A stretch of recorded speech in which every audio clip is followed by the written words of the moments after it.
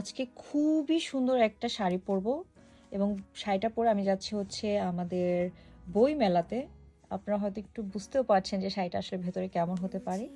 এখানে শেষের কবিতার অংশবিশেষ লেখা আছে এই সুন্দর শাড়িটাতে, এবং শাড়িটা আমাকে গিফট করেছে ফ্রম ফিওনা বুটিক ইউকে।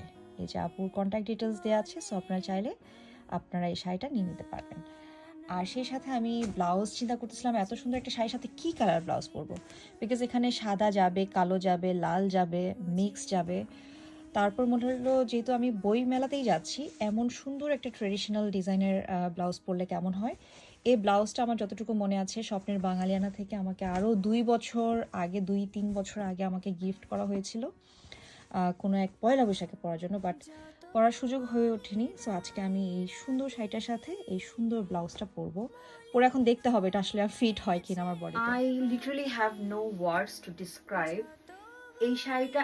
এত সুন্দর, এত সুন্দর, আমার কাছে মনে হয় আমাকে যদি আরো 1000 কোটি বারো এই শাড়িটা পরতে হয়, আমি এই শাড়িটা ডেফিনেটলি পরবো। শাড়িটা অনেক বড়, অনেক কুচি হয়েছে, আবার আঁচলও দেখেন অনেক বড়। ওই ব্লাউজটা আমার হয় নাই 2-3 বছর আই থিঙ্ক আমি কিছু ওয়েট গেইন করেছি, সো ব্লাউজ ওটা হয় নাই। ওটা পরলে হয়তো একটু সুন্দর লাগতো, বাট তাড়াহুড়া করে এটা খুঁজে পেলাম। এটা আসলে গজ কাপড় কিনে বানানো, বাংলাদেশ থেকে বানিয়ে নিয়ে এসেছিলাম। সো আমি আসলে ব্লাউজে ফোকাস করতে চাই নাই, ফোকাসটা আমি দিতে চাচ্ছিলাম শাড়িতে। আই থিঙ্ক এক কালার ব্লাউজ পরলে আরো ভালো লাগতো, বাট এখন আমার খোঁজার সময় নেই, বিকজ আমার কিছুক্ষণের মধ্যে উবার চলে আসবে।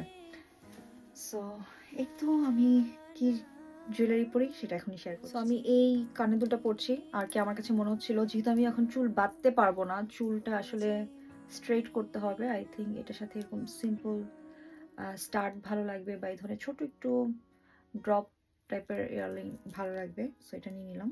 এটা হচ্ছে সুরান জুয়েলারির। হ্যাঁ, আই থিঙ্ক এটা ভালো লাগবে।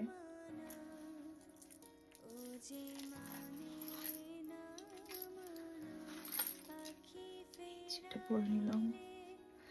চুলটা যেহেতু আমি গতকালকে রাতে গোসল করার পরে আসলে প্রপারলি চুলটাকে ব্লো ড্রাইও করি নাই, কিছুই করি নাই, সেজন্য চুলটা একটু এলোমেলো হয়ে আছে, ফুলে আছে একদম, মনে হচ্ছে রেগে পুরা ফেপে আছে, এরকম মনে হচ্ছে আমার চুলটা দেখে। সো এই ইয়াররিংটা যেহেতু এই সেটের সাথেই ইনক্লুডেড, সো এটাই পরলাম। বাট ছোট কিছু পরলে হয়তো বেশি ভালো লাগতো। আমার আসলে এখন খোঁজারও সময় নাই।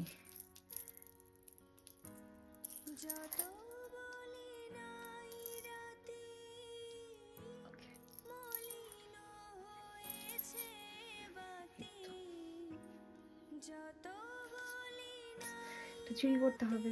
এই চুড়িটা কয়েকদিন আগে পরেছিলাম, সো হাতের সামনেই ছিল, এটাই পরে নিচ্ছি, বিকজ আমি এক হাতে ঘড়ি পরবো আর এক হাতে এই চুড়িগুলো পরে নিলাম। বেশি লাগতেছে মনে হচ্ছে।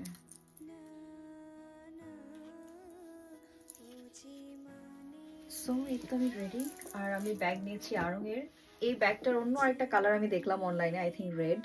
আমি জানি না ইউকের কোনো আপু আড়ং থেকে অর্ডার নেন কিনা, নিলে প্লিজ আমাকে একটু কমেন্টস করবেন, বিকজ আমি রেড ব্যাগটা অর্ডার করতে চাই, এবং সেম ব্ল্যাক ব্যাগটা আমি অর্ডার করতে চাই আমার একজন আপুকে গিফট করার জন্য।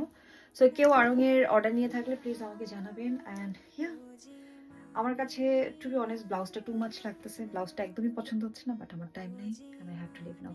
দেখা হবে বই মেলাতে, সেই মধ্যে ভালো থাকবেন, সুস্থ থাকবেন।